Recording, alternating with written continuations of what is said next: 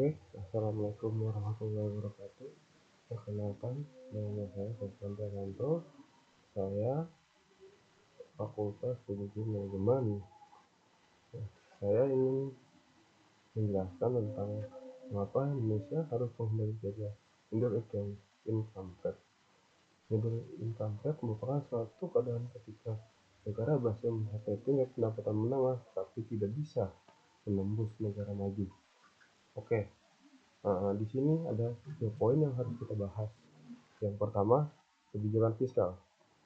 Yang kedua, kebijakan moneter. Dan yang ketiga, kebijakan utang luar negeri. Saya ingin menjawab dari yang pertama, kebijakan fiskal. Tujuan utama, mendorong pertumbuhan ekonomi berkualitas, meningkatkan produktivitas, dan memperkuat daya saing. Langkah-langkah konkret. Peningkatan belanja produktif fokus pada sektor-sektor yang mendukung produktivitas jangka panjang seperti yang pertama, infrastruktur, fisik maupun digital. Yang kedua, pendidikan dan pelatihan vokasi. Yang ketiga, riset dan inovasi.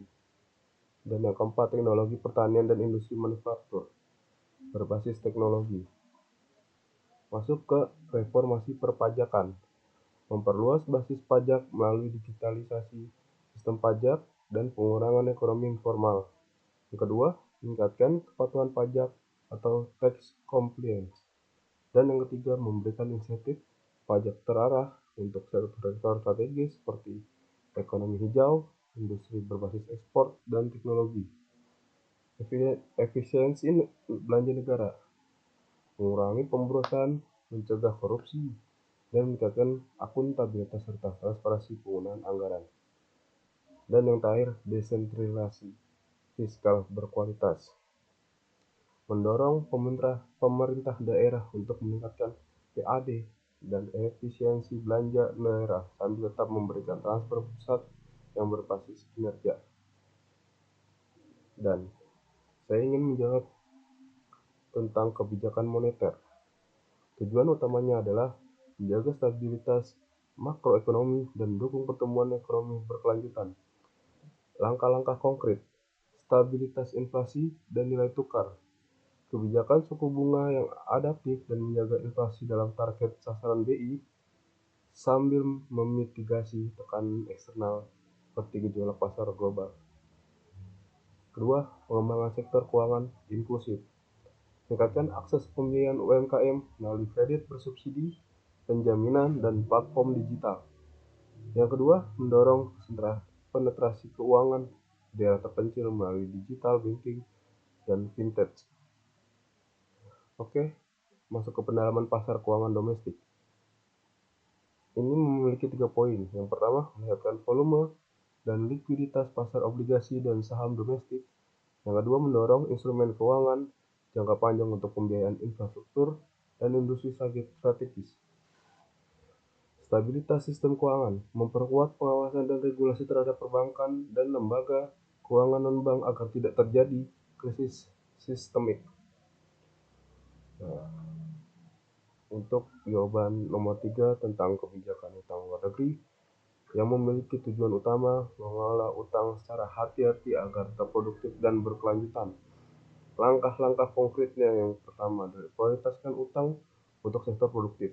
Dana pinjaman luar negeri harus diarahkan seperti infrastruktur jangka panjang, pendidikan dan riset, energi terbarukan, dan transformasi digital.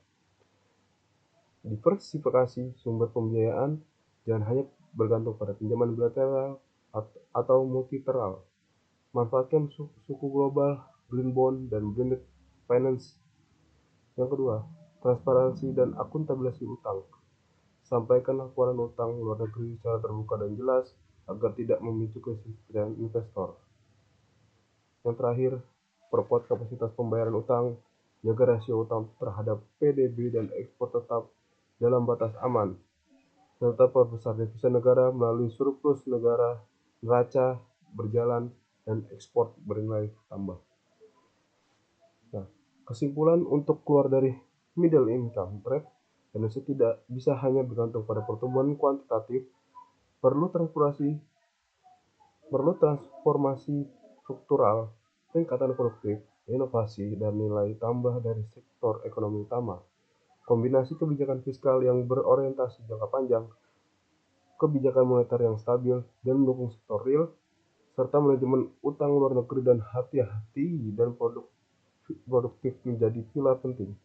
Dengan fokus pada peningkatan kualitas sumber daya manusia, inovasi teknologi, dan efisiensi birokrasi, Indonesia memiliki peluang besar untuk menjadi negara berpendapatan tinggi dan beberapa dekade mendatang.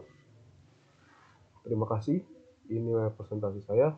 Bila kurang, mohon maaf. Wassalamualaikum warahmatullahi wabarakatuh.